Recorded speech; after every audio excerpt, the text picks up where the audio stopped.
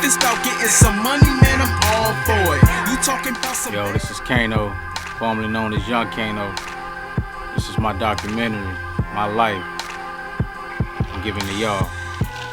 I was born and raised in St. Petersburg, you know what I'm saying? My city ain't really known for a lot of musical talent, but it's a lot of talent out here, and they kind of keep us under the radar, it seems like. You know, Tampa get more respect than we do for music, but it's a lot of talent out here. You know, I had no choice but to start getting into music, just how I grew up. You know what I'm saying? My father was a preacher, going to church every Sunday. All I heard was music. Waking up in the morning, my mom playing old jazz on her stereo. You know what I'm saying? My brother listening to Run DMC, Curtis Blow. Like, that's all I knew, just music, music, music. So I had no choice but to just start to adapt into it. You know what I mean? Man, I remember just one day sitting in my room, man, and I heard some music. I'm like, what the hell is this? It don't sound like nothing I'm used to listening to. And come to find out, it was my brother on a tape. He was actually recording himself, man. You know, he would stick toilet paper in the tape and get the microphone, get a CD or whatever on this little stereo and start recording himself over instrumentals on the mic, man. That shit just blew me away. You know, one day I told him, man, like, I want to do the same. And he was like, you know, go for it. And I started writing, and I let him hear it, and he just wasn't feeling it. He was like, man, you gotta work harder, man. You know what I'm saying? So I took the time out to work on my craft, man. And I came to him like 2 months later with a verse, and he was like, yo, you getting better, that's hot. So he put me on a song with him, and it blew him away. You know what I'm saying? Ever since then, you know, he gave me that drive to just keep writing and getting better. And I only think I was like 14 at the time. I was still like middle school, like 8th grade. But I had the skills of like a dude that was like 28 that's been in the game. But yeah, like I said, man, my brother really influenced me to start writing. But I've always was listening to rappers like Nas or Pac or Big, you know, Raekwon, one of my favorite artists out of Wu-Tang, man. I used to just had those CDs on me going to school in high school. Niggas thought like, man, where the fuck is you from? What, you from New York? Like, nah, man, this is just what I like. This is what I grew up on. You know what I'm saying? They thought I was weird.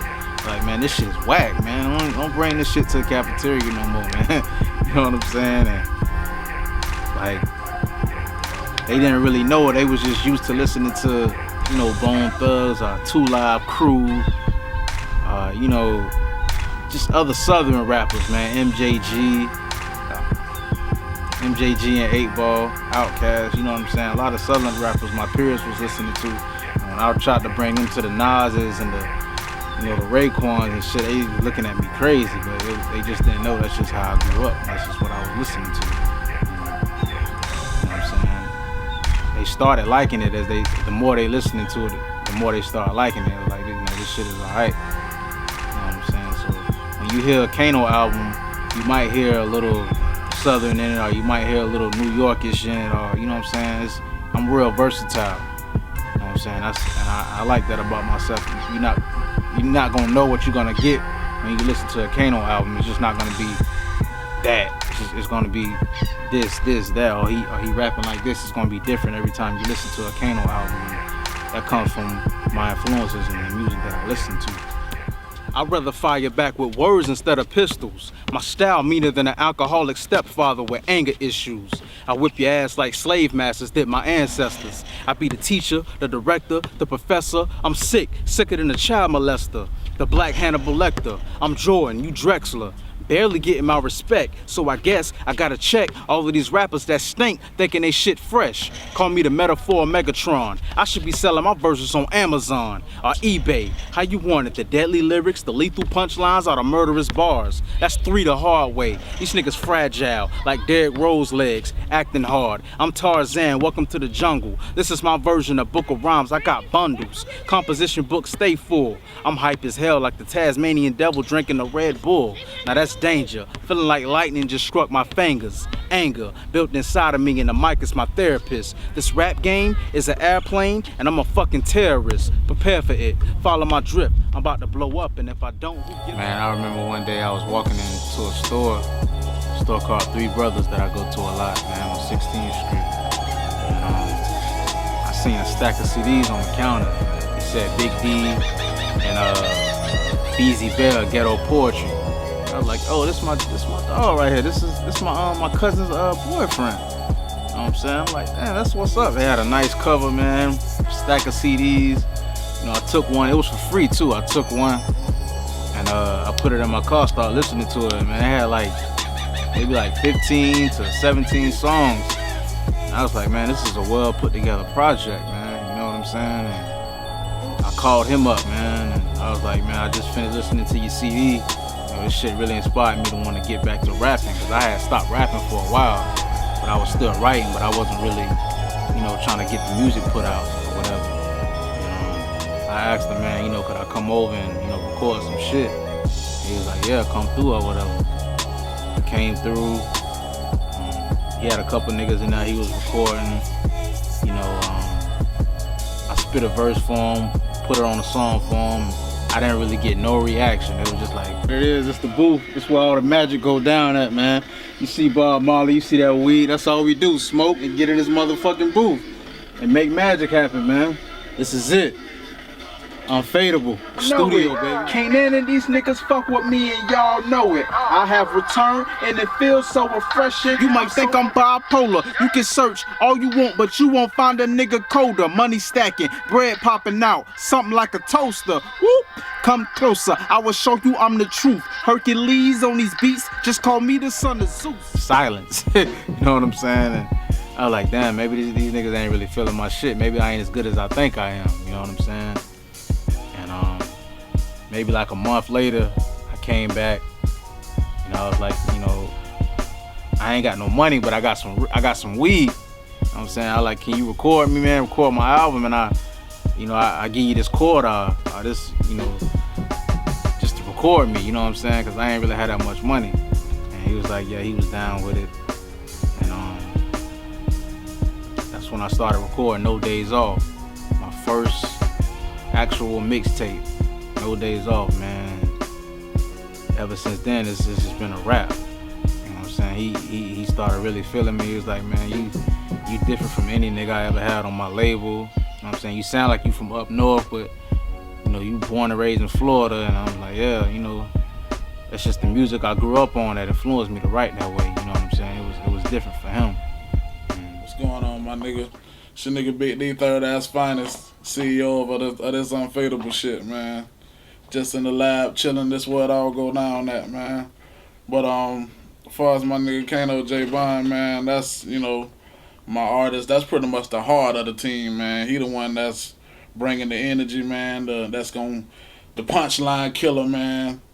You know, beat killer, everything, all the above, man. My nigga just gonna come out there and do it strong, man. As far as my dog new album, man, Son of a Preacher, I feel like my dog done had time to, you know, grow and experience a couple things. So this one probably gonna show a lot more growth, a lot more being more comfortable as growing into his character from what I see.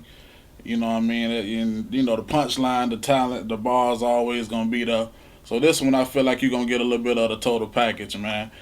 You know, life, you know what I mean? Everything to the fullest, man. I remember the night I got robbed, man. It was a Friday night, and I was in the trap with a couple of homies, man, just gambling on the game, drinking, smoking, just chilling in the trap. You know what I'm saying? I think I had like $10 on me. I ended up winning like $1,000, just from playing like NBA 2K or some shit on the PlayStation. And I know them niggas was mad at me because I was a young nigga. They was like 20, I was like 17. You know what I'm saying, taking their money and shit. And shortly after that, you know, we left, man. We left the trap. We were just driving, just cruising, listening to music, man. And I looked in my rearview mirror and I just seen like some bright ass lights behind me, man, like right on my ass. literally. And I figured it had to be the police to be like on me like that. So I slowed down, man, and kind of like pulled over to the side. As soon as I pulled over, like the car got right in front of my car, and niggas just hopped out. It was like 3 or 4 different niggas just hopped out of the car, man. No mask, no nothing. You know what I'm saying? Shotguns, you know what I'm saying? Uzis, handguns. It was telling us to lay it down, telling us to get on the ground. It happened so fast. Like I didn't even know what the fuck was going on. I thought I knew it had to be like a mistaken identity or some shit. You know what I'm saying? I wasn't really fucking with nobody like that at that time. And he told us the script, man. Told us to, you know what I'm saying, give us everything, whatever. They went through my car, tearing up my car, asking me, you know, where the shit at. So I'm like, what the fuck? These niggas got the wrong nigga, man. You know what I'm saying? And that shit was crazy, man. My girl was pregnant with my first child, and I thought I wasn't gonna see her born or whatever. You know what I'm saying? I actually started crying like a little bitch. I'm gonna keep it honest. I actually started crying, begging for my life, telling these niggas not to take my life, man. You know what I'm saying? You know what I'm saying? That shit was embarrassing as fuck, and it was crazy. It was right on 7th Street and like 15th Avenue, South Side, right by Barclay Park, man. And it wasn't no later than like 10 or maybe 11 o'clock, but when it happened, wasn't nobody around. Nobody. It was fucking crazy. Nobody was around to say, you know, I seen this or I seen that, I called the police, nothing. It was just like a deserted area. That's how I felt. I'm saying, on that street, man.